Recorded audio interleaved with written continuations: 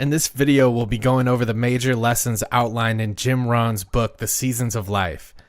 Watching this video is a great way to absorb the core lessons in the book without having to read it in its entirety. People who are going through challenging times will benefit from reading The Seasons of Life by Jim Rohn. The reader will gain an understanding from the text that phases of life change like the seasons and that terrible times will not last forever. In this book, Jim Rohn reminds us that life unfolds in cycles and that each of these cycles presents its own unique opportunities and challenges. I found that in addition to gaining wisdom about the changing of the seasons, the book also provided me with the following lessons. Lesson number 1 is keep your distance from those who are always negative. People who are continuously negative are like a poison to those around them. Be wary of these people because they may destroy your faith in your dreams by filling your head with negative thoughts and bringing up past anxieties. Most of the time, achieving our goals requires us to be overly optimistic in order to get through the biggest of challenges. A person should do everything in their power to stay away from negative people. It makes no difference if they're acquaintances, friends, or family. Steer clear of pessimists and naysayers. Deep down, you know the path that is right for you. Stick to your decisions and stay positive. Lesson number 2. God did not send us here to be poor and unhappy.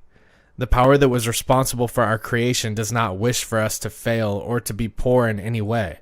This power has bestowed upon us all that is necessary for our development. It conferred to us the gifts of imagination, ideas, and inspiration. Never accept anything less than your finest effort. Always strive to achieve your best and always expect the best from others. Lesson number 3. Your attitude has a significant impact on who you become. Because it has such a major influence on our faith, self-confidence, and zeal, our attitude plays a significant role in the formation of our character. As a consequence of this, you have no choice but to keep a positive attitude regarding everything.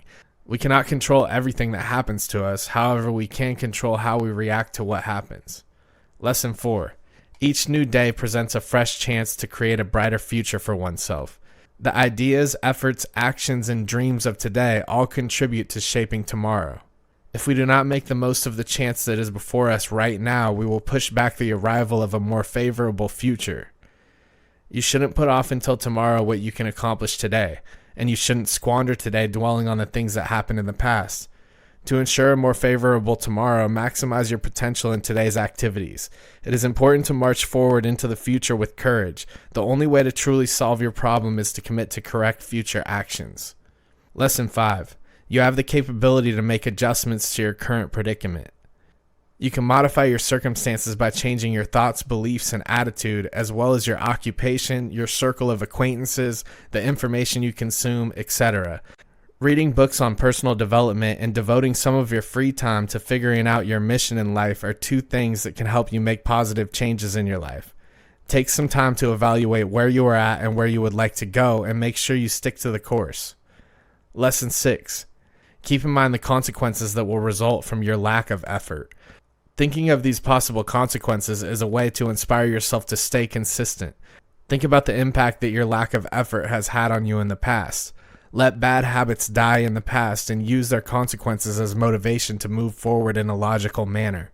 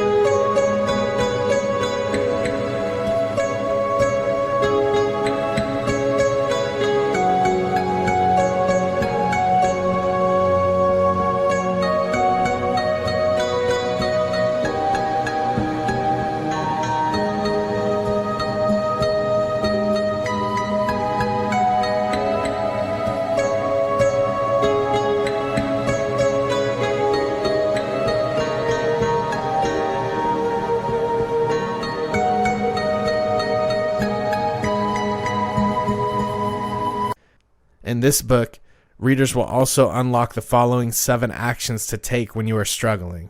Action number 1. Always remember to count your blessings, even the ones that come in the form of difficulties. There is always something in our life to be grateful for. Be careful not to set your threshold for happiness too high. Some of the smallest things in life are what matter the most. It all depends on how you frame it. Action number 2. Think of ways you can aid others who are less fortunate. It is hardwired into our nature to feel good when contributing to something in a meaningful way. Sometimes the path to true happiness and confidence is through servitude to others. Becoming someone people can count on is one of the greatest qualities one can possess. Action number 3. Discover who you are and why you are where you are. Reaffirm your values, especially when venturing out into new adventures in life, and remember that sometimes taking the easiest path will steer us away from who we truly are. Action number 4. We must learn to become more emotionally intelligent. Too many people came up in life without the ability to properly regulate emotions. This leads to problems when interacting with others. We must learn to control our emotions and feelings and go about our life's work in a relaxed manner.